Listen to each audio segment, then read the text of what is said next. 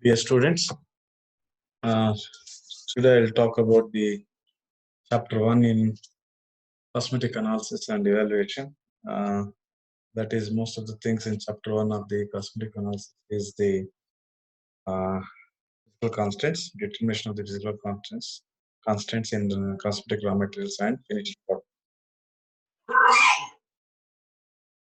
products. So, in this case, let us talk about the acid value, ester value, saponification value, iodine value, peroxide value, rancidity, moisture, or ash value, volatile matter, heavy metals.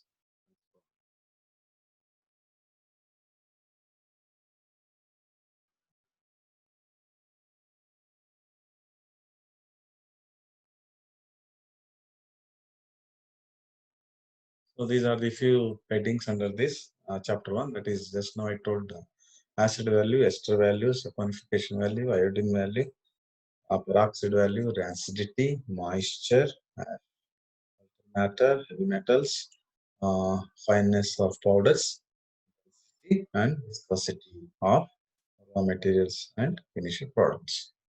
So let us discuss one by one. What exactly is the acid value?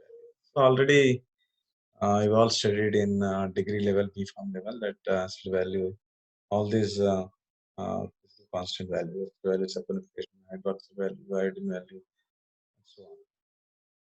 Today we'll see about acid value. So acid value, it is a number of ml of 0.1 N normality of alkali.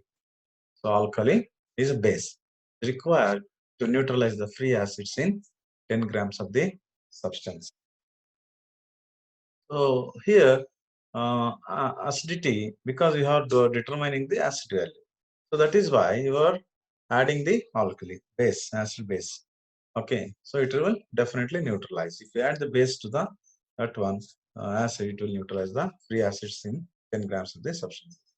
So acidity require frequently it is expressed uh, as acid value, that is which is a number of milligrams of potassium hydroxide, that is a base, is required to neutralize the free acids in 1 gram of the. Okay. So this is the definition. So the what is the procedure involved? That is the method.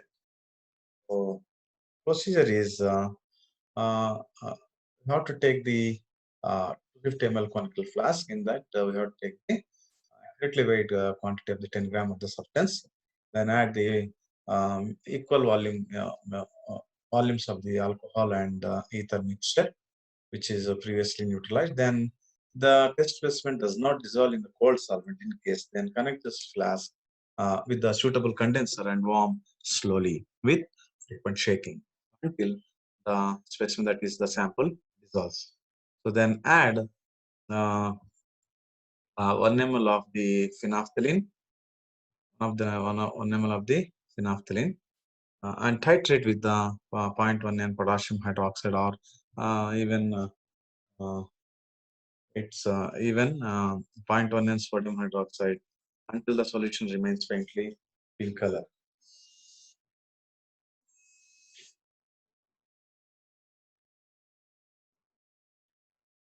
So then when it is after titrating, the solution remains faintly pink color after shaking for 30 seconds. So calculate either the acid value or the volume of the alkali which is required to neutralize the 10 gram of the. So the how to calculate the acid value? Result molecular weight into B into N by W. So what is this molecular weight? So molecular weight is nothing but the what is the alkali you are taking. So that is nothing but the your molecular weight. That is, if you take the potassium hydroxide, so the molecular weight will may be 56.11. That is volume. Then N is normality. What is the normality you have taken? That is, for example, you have taken 0.1. That is a normality of the AOH or the even in AOH solution. So weight W is the weight of the how much sample you have taken. The weight of the sample taken. That is in grams. So if the volume of 0.1 in potassium hydroxide or sodium hydroxide required for the titration is less than 2 ml, more dilute titrant may be used. So in that case, more diluted titrant may be used. So if the oil has been saturated with carbon dioxide for the purpose of the preservation case, so then we have to gently reflux the alcohol ether solution 10 minutes before the titration. So the oil may be freed from carbon dioxide and also by exposing it in a shallow dish in a vacuum desiccator for 4 hours before weighing the ends. So that is the method one. So the two here also we can have, but the thing is we have to take the 125 ml of the solvent mixture, which is consisting of the equal volumes of toluene and isopropyl alcohol. Then before use, add 2 ml of phenolphthalein 1% solution in isopropyl alcohol to the 125 ml mixture. Then neutralize with alkali to faint but permanent pink color. Then accurately weigh the appropriate amount of the well-mixed liquids sample indicated in the table 1 and dissolve. Okay. So from here also we can, if the test specimen same thing, it does not dissolve in cold solvent, then connect the flask with slow condenser and warm slowly so with liquid until the specimen dissolves. Then shake vigorously while titrating with the KOH or NaOH 0.1 in normality to the first permanent pink color of the same intensity as that of the neutralized solvent before mixing with the sample. Then calculate the acid value as mentioned in the method 1. So this is the table 1 that shows the what is the acid value and what could be the acid value if we take the sample. If we take the sample weight in 20 grams, the acid value should be 0 to 1. If it is 10, 1 to 4. If it is 2.5, 4 to 15, like that. So it is given. That's about the acid value. So then second one is the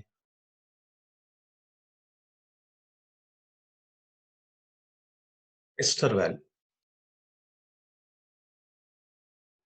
So what is the definition of the ester value? Ester value is the number of milligrams of potassium hydroxide required to saponify the esters in 1 gram of the solvent. What is we need here in ester value? Same thing again here also. The potassium hydroxide is required to saponify the whatever the esters are present in 1 gram of the. So if the saponification value and the acid value have been determined already, then the difference between these two represents the ester value. We have done already the acid value as well as the saponification value. The difference between these two, definitely it gives the value of the ester value. That is, ester value is nothing but the saponification value minus the acid value. So the procedure normally is we are taking the substance that is containing the substance containing ester 1.5 to 2 grams is accurately weighed in a tiered and 250 ml flask. Then add some 20 to 30 ml of neutralized alcohol and shake properly, slowly. So then to this, add 1 ml of phenolphthalein and titrate with the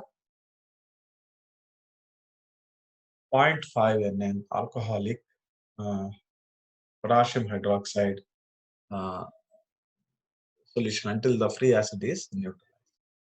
Then again add up to 25 ml of 0.5 nn alcoholic OH and proceed as directed in the mentioned in the saponification. I talk about this in the after this.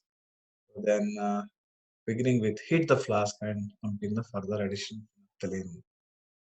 Calculate the ester. So this is the formula molecular weight T minus Vt and by W. Molecular weight of KOH. Then 0.5 and VB is the hydrochloric acid consumed in blank.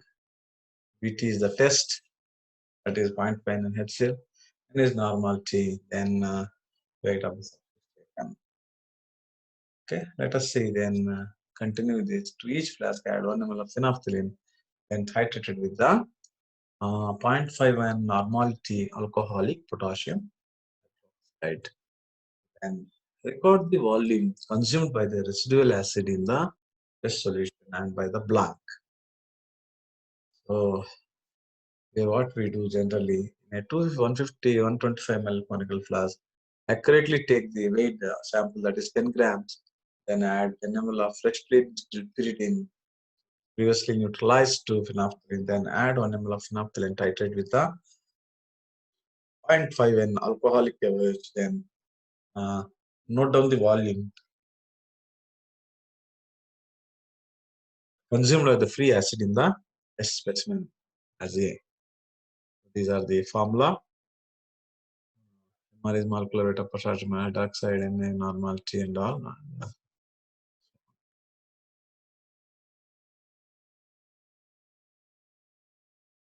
So in this case, if you already know the acid value, then it is easy to calculate the hydroxide, hydroxyl value. Then what do you mean by iodine value? Iodine value. So iodine value represents the number of grams of iodine absorbed under the prescribed conditions by 100 gram of the substance, unless otherwise specified in the individual monograph. Determine the iodine value by method 1, that is Hennes method. What is iodine value? So definitely it represents the number of grams of iodine which is absorbed under the prescribed conditions by how much weight of the sample? By 100 grams of the substance. So let us look into the procedure. Uh, Take a accurately weighed quantity of the substance into a glass topper 250 ml conical flask, then dissolve it in a chloroform and add some 25 ml of the iodobromide. Then insert the stopper, then allow it to stand for half an hour protected from light with shaking. Then add in the 30 ml of the potassium iodide and water, 100 ml. Then whatever the iodine is liberated, it is titrated with 0.1 in sodium thiosulfate solution, shaking thoroughly after each addition of the thiosulfate. So when the iodine color becomes quite pale in color, then add 3 ml of starch. Then continue the titration until the blue color is discharged. So that is the end point. Then we have to perform the blank test also. The iodine value can be calculated as given by the formula R into Vb minus Vs into N by 10 W. So A here is atomic weight of iodine. Then volume of the 0.1 N sodium thiosulfate consumed by blank, that is Vb, and Vs is the actual test. Then N is the exact normality of the sodium thiosulfate, weight of the substance taken for the test.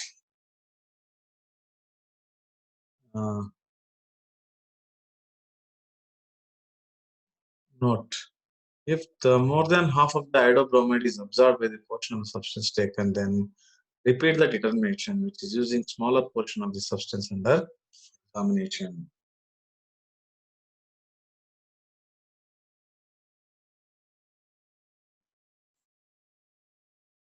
So the table gives the information about the amount of the sample taken accordingly to what should be the iodine value range.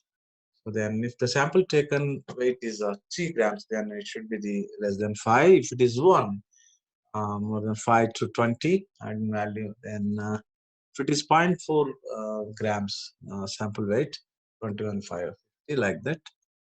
Table is given 0.2, 51, 200, 1.3, 150, 200 is 0.1.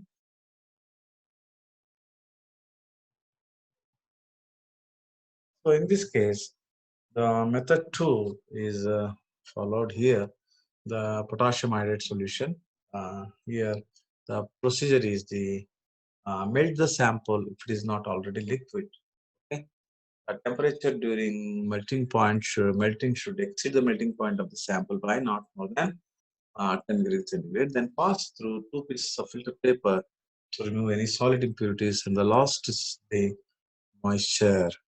The filtration may be performed in an air oven at 100 degrees centigrade, but should be completed within 5 minutes, seconds. The sample must be absolutely dry. After that filtration, allow the filtered sample to achieve a temperature of the 38 minus 72, that is plus or minus 1 degree centigrade before in the sample.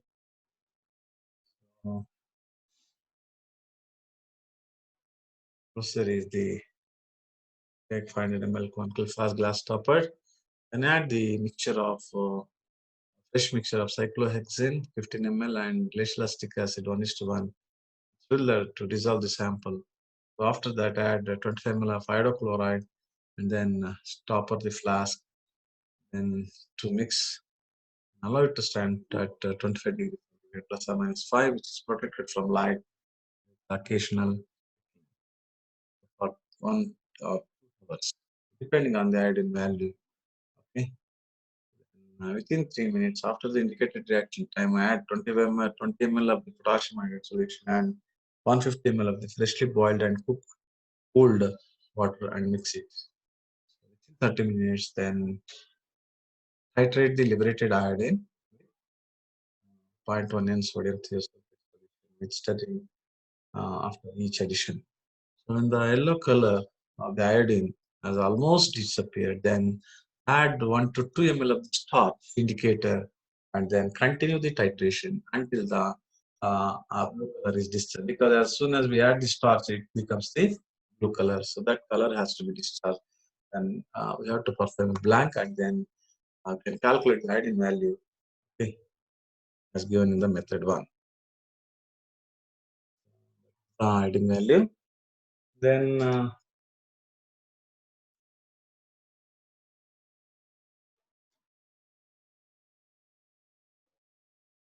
peroxide value. What is this peroxide value? Peroxide value is the number which expresses in milli-equivalents of active oxygen, because we know that peroxide is O, bond O like that. So 2 oxygens will be there. So it is in milli-equivalents of active oxygen, the quantity of peroxide which is contained in 1000 grams of the substance. So it is measured in 1000 grams of the substance. So this test has to be performed very sincerely and promptly of sampling to avoid oxidation of that particular test sample. Okay, that is the reason we need to perform perfectly. So then transfer procedure is the in a glass top or 250 ml flask, conical flask. Add 5 grams of the substance, then add 30 ml of mixture of glacial acid and chloroform. Uh,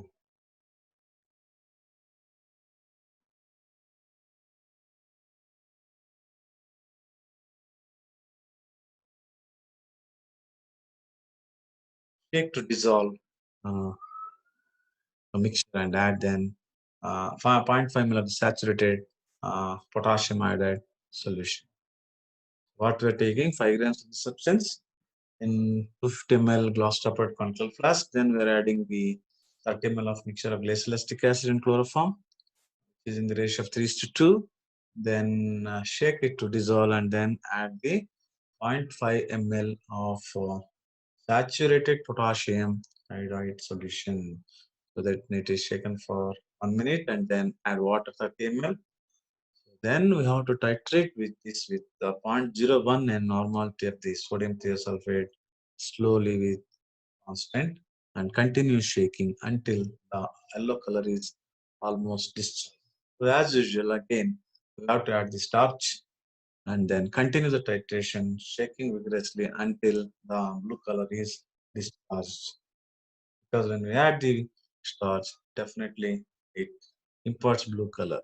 So that is the reason blue color has to be discharged. So then we have to perform blank test. Okay. Then the formula is that is the peroxide value 1000 to Vt minus Vb by into N by W. So Vt, we all know the test, and Vb is the blank. That is Vt is volume of 0.01 normality of sodium thiosulfate, which is consumed in the uh, test, and Vb is the volume of 0.1 N normality of the sodium thiosulfate consumed in the blank.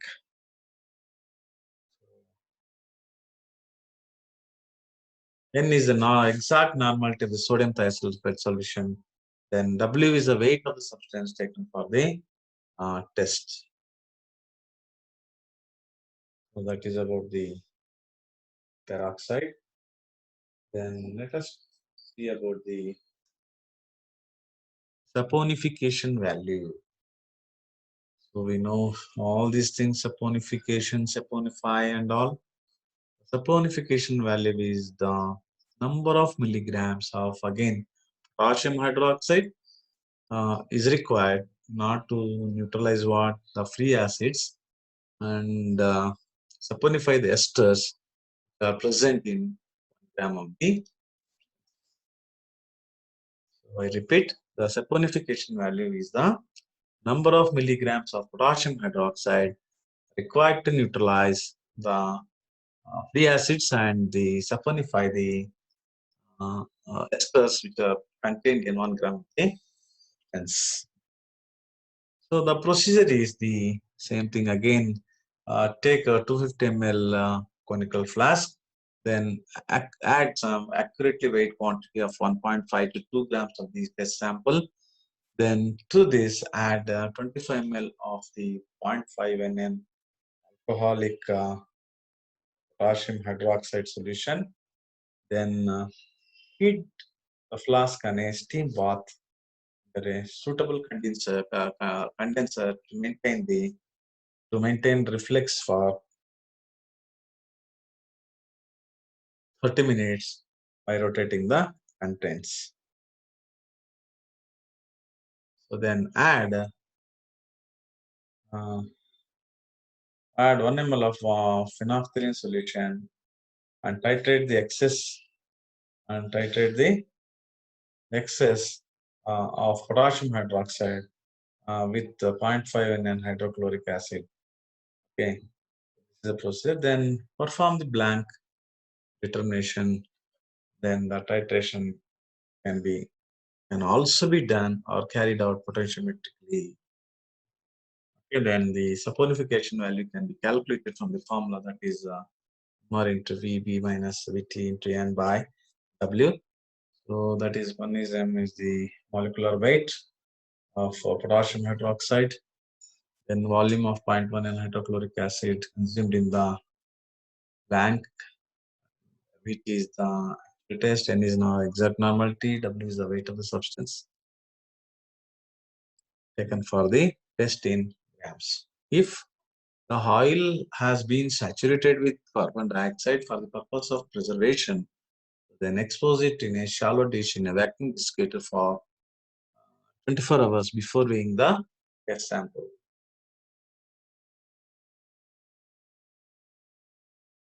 So the unsaponifiable matter uh, in oils or fats, which refers to those uh, substances that are not saponifable by the alkali hydroxides, but they are all soluble in the ordinary fat solvents and then to products of the saponification that are soluble in solvents.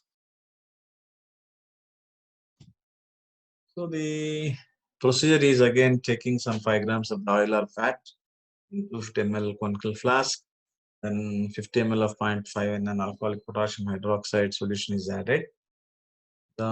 Heat the flask in a steam bath under full condenser in order to maintain the reflex for 1 hour, frequently rotating the contents and cool to a temperature below 25 degrees centigrade.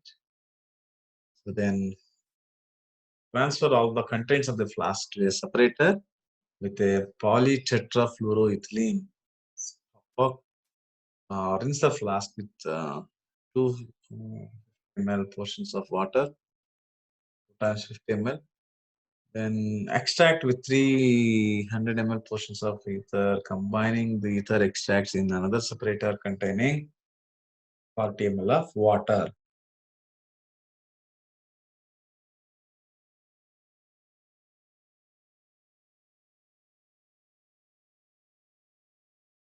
Then allow the mixture to separate and discard the lower aqueous phase. Wash the ether extract with 2 additional 40 ml portions of water and discard the lower aqueous phase. Then wash the ether extract successively with 40 ml portion of the potassium hydroxide solution and 40 ml of portion of water. Repeat the washings for 3 to 4 minutes, sorry, times.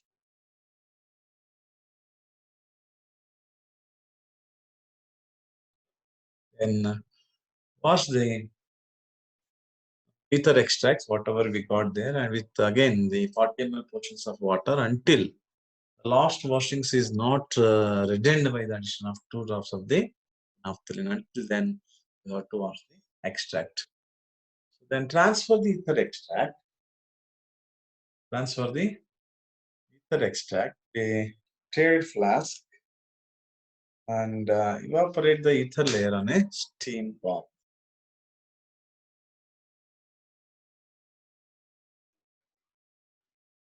Then add 6 ml of acetone to the residue. Remove the acetone in a current of air and dry the residue at 105 degrees centigrade until successive weighings may differ by not more than 1 mg.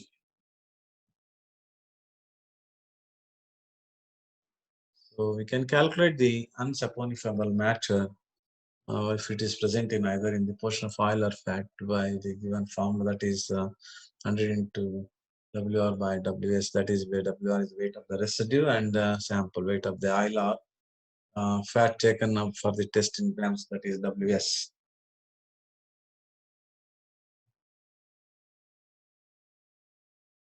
So then another one is the determination of moisture and volatile matter. So we can determine the moisture and volatile matter.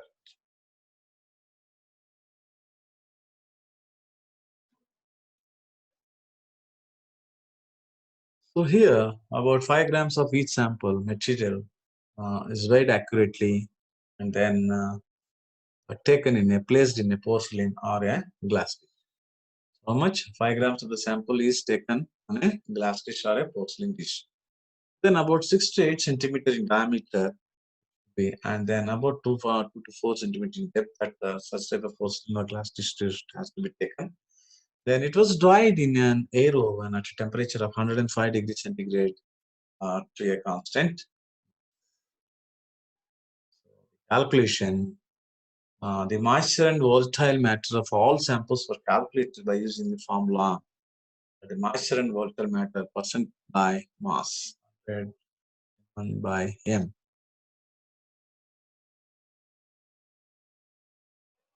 So where m1 is loss in mass in grams on drying and m is the mass in grams of the material which is used for the test.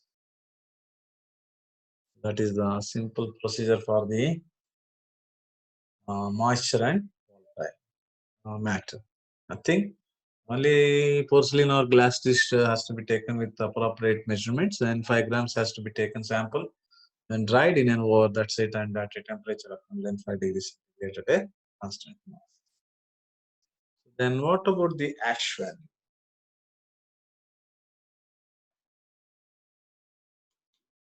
So determination of the ash value. So here the different kinds of the ash values are there. That is total ash, acid insoluble ash, water soluble ash, sulfated ash. I repeat, determination of ash values is total ash, acid insoluble ash, water soluble ash, sulfated ash.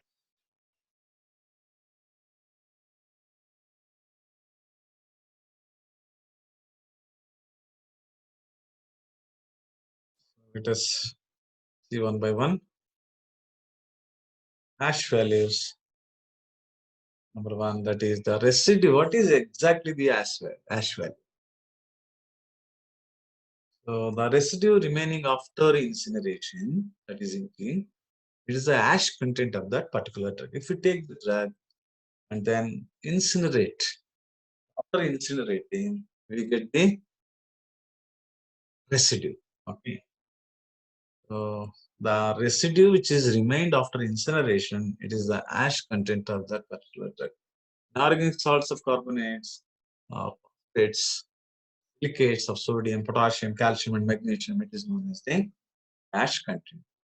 So ash value is the criteria to judge the identity or the purity of the crude drug. That is the reason we go for the ash values. And what is this total? There is a spelling mistake, that is procedure is, okay, kindly correct it. So take about 2 or 3 grams of the sample, accurately weighed sample of the ground drug in a tiered platinum or the silicon dish, which is previously ignited. But taking how much? 2 to 3 grams, 2 or 3. Okay, yeah, silica dish or platinum dish, which is ignited, previously ignited and weighed. Then scatter the ground drug in a fine even layer on the bottom of the dish. Then incarnated or incinerated incinerated, gradually increasing the heat, not exceeding dull red heat until free from carbon, cool and weigh. If a carbon-free ash cannot be obtained in this way, then exhaust the charred mass with hot water, collect the residue, and ashless paper. Incinerate the residue and filter paper. Add the filtrate, evaporate to dryness, and ignite at low temperature. And calculate the percentage of ash with reference to the air-dried drug. So another one is the acid insoluble ash. Is insoluble. So boil the total ash with for 5 minutes with 25 ml of the dilute HCl. What to be done? Total ash should be boiled with 25 ml of the dilute HCl for 5 minutes. Then collect the insoluble matter in a crucible or an ashless filter paper. Then wash with water, hot water, ignite it, then wait. Calculate the percentage of acid insoluble ash with reference to the air-dried drug.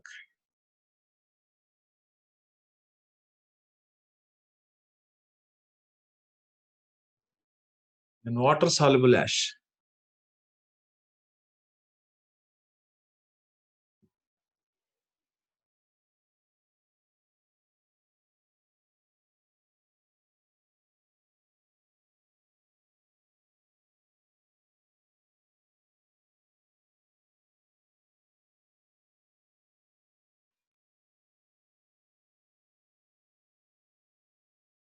So water-soluble ash is, before this we have seen water insoluble, and now let us see about the water-soluble. So here, boil the total ash for 5 minutes with 25 ml of water. Total ash can be boiled for 5 minutes with 25 ml of water. Then collect the same in manner earlier case, insoluble matter in which crucible. Okay. Then same procedure, and then ignite to constant weight at low temperature. Then subtract the weight of the insoluble matter from the weight of the difference in weight represents the soluble ash.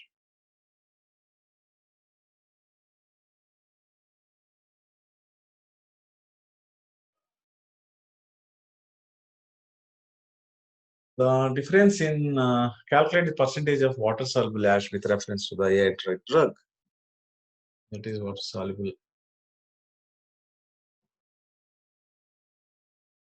So a silica crucible was heated to redness for 10 minutes. First we have to take the silica crucible which is heated previously to readiness for 10 minutes, then allowed to cool in desiccators and it is weighed again.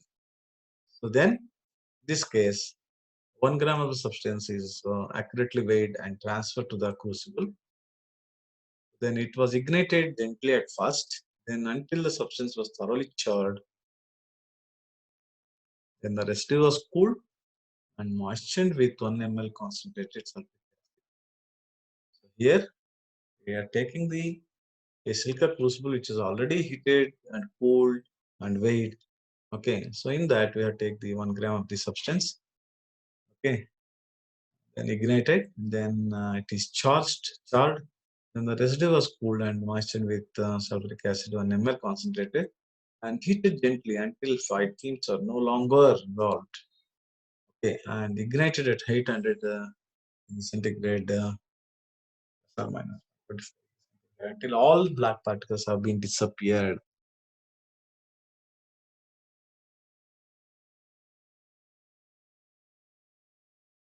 The ignition was conducted in a place protected from the air currents. The crucible was allowed to cool and few drops of concentrated sulfuric acid were added, heated, ignited as before, allowed to cool and wait. And the operation was repeated until two successive weighing does not differ by more than 0.5 mg. So calculate the percentage of sulfated ash with reference to the dry drug.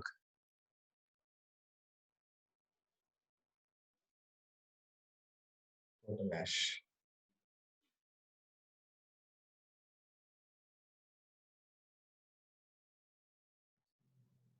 In figure that is total ash weigh accurately about 3 grams of the powdered drug in a silica crucible and heat it at 450 degrees centigrade until it is free from carbon and weight. The percentage of total ash can be calculated with the formula that is weight of ash by weight of sample into 100. An acid insoluble ash, total ash, and add 10 ml 3 normal HCl and boil for 5 minutes. Filter through ashless filter paper. Again ignite at 450 degrees centigrade. Cool it and weigh. And it is calculated with the formula weight of the acid insoluble ash by weight of the sample.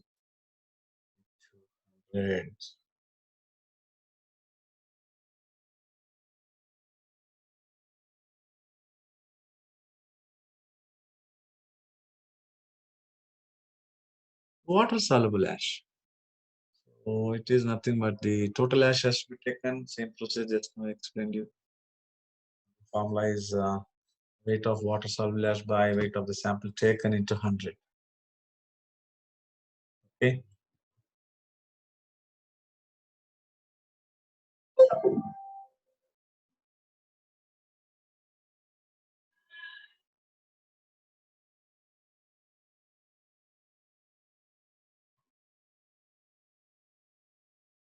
That is and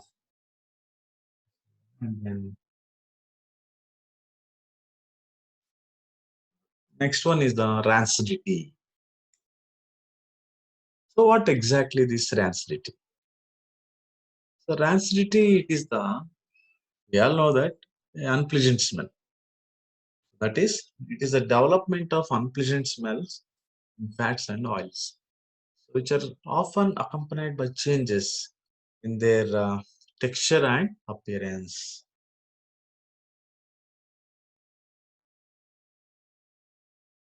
So then definition, just now I told you that what is that? Development of unpleasant smell either in fats and oils which are often accompanied by what? Changes in the texture and as well as the appearance. There are two types of the rancidity. One is the hydrolytic rancidity and the second one is the auto-oxidation, that is oxidative rancidity. So hydrolytic rancidity, it is caused by the breaking down of a lipid into its component fatty acids and so in case of oxidative rancidity, that is a auto-oxidation, it occurs because of the oxidation of the fatty acid chain, typically by the addition of oxygen across the carbon-carbon bond in unsaturated fatty acids. Carbon-carbon double bond. See the picture. Then hydrolytic rancidity. It occurs more rapidly in presence of enzymes such as lipase and with heat and moisture. In case of auto-oxidation,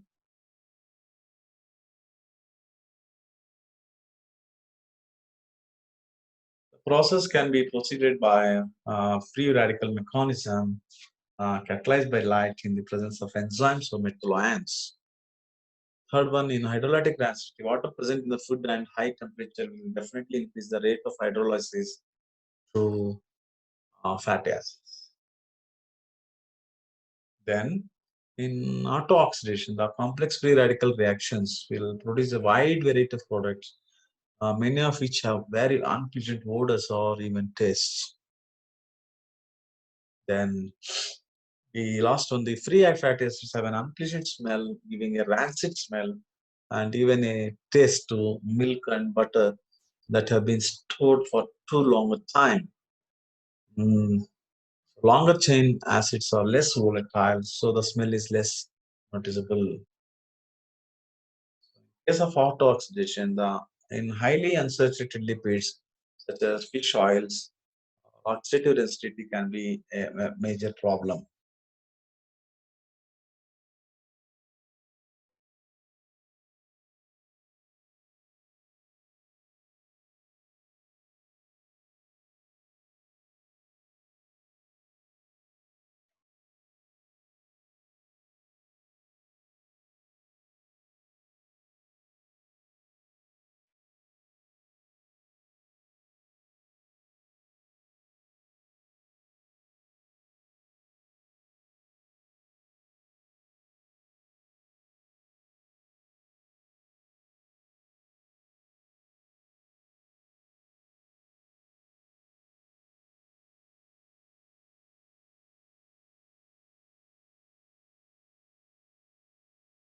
So there are three types of the rancidity. One is the pathways of rancidity, that is the uh, oxidative rancidity known as auto-oxidation.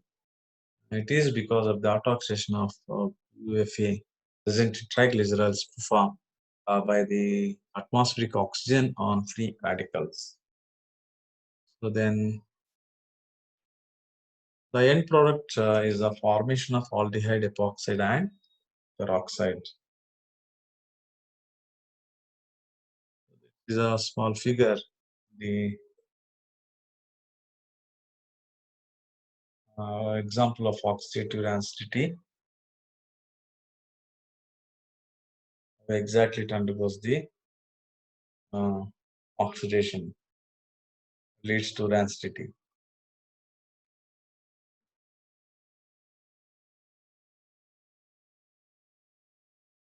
Hydrolytic rancidity, we all know it may be hydrolysis or enzyme oxidation. Then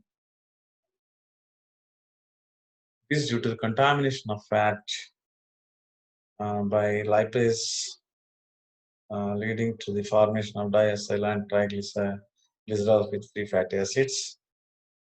The end product is the formation of the aldehyde, epoxide and peroxides. Another one figure, structures of TAG, DAG and lipase enzymes.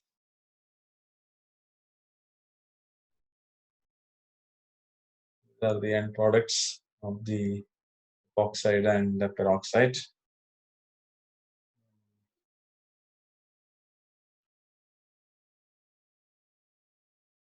Microbial rancidity, which microorganisms such as bacteria, molds, and yeast use their enzymes in order to break down chemical in the oil,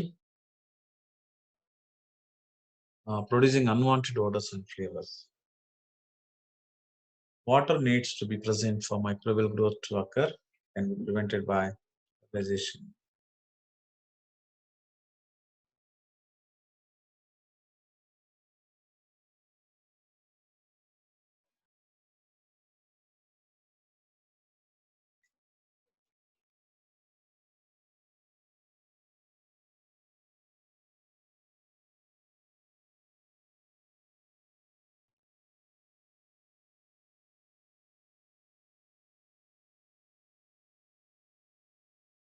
So this is the prevention of the rancidity using inert gas in packaging.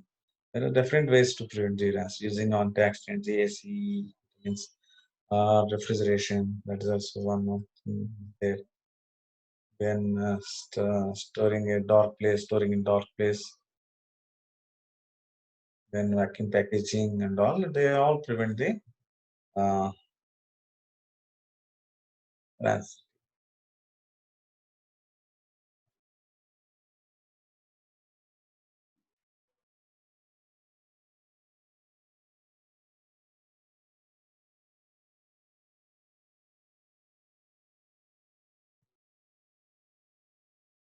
What are the factors causing rancidity? That is catalyst, test material, metal ions, and inorganic salts. Uh, Temperature, amount of time, light, water. Then we all know that polyunsaturated fatty acids. The test for rancidity. So that is the peroxide value, determination of carbonyl value, active oxygen determination, thiobarbituric acid acid test, then uh, solvent test.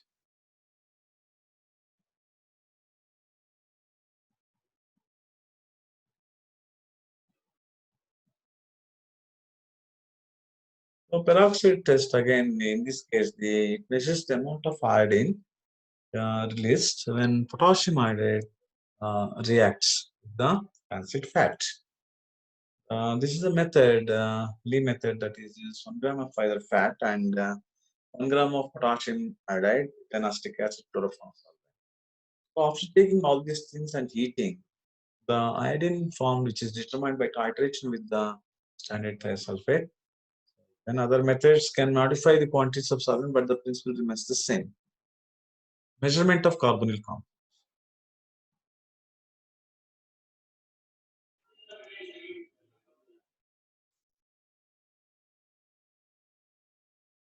This followed for traditional methods for this group 2, 4, D, and P.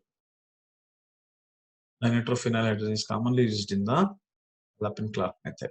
Then active oxygen determination. So in this case, it's a method in which measures the length of the time which required to produce 20 mg peroxide per 1000 grams of fat. When air is bubbled through fats under standard condition, a bubble train is set up so that that can clean air dry bubbles through the oil at constant rate, not rate. By mistake, it's a given rate such as 0.33 ml per second. Okay. Oil is heated in a constant temperature bath. Other samples are added at definite time intervals so that the time required for 20 mg can be calculated. Another one is TBA method, that is thiobarbituric acid test method.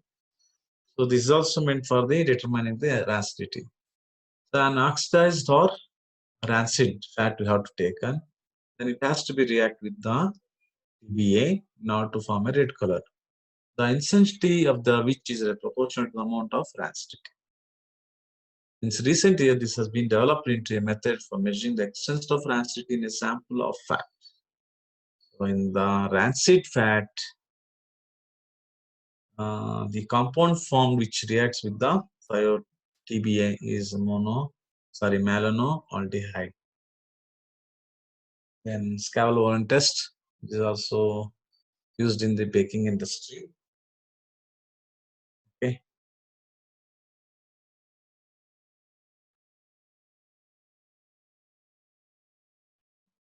Then in the next class, we'll continue on. Thank you very much.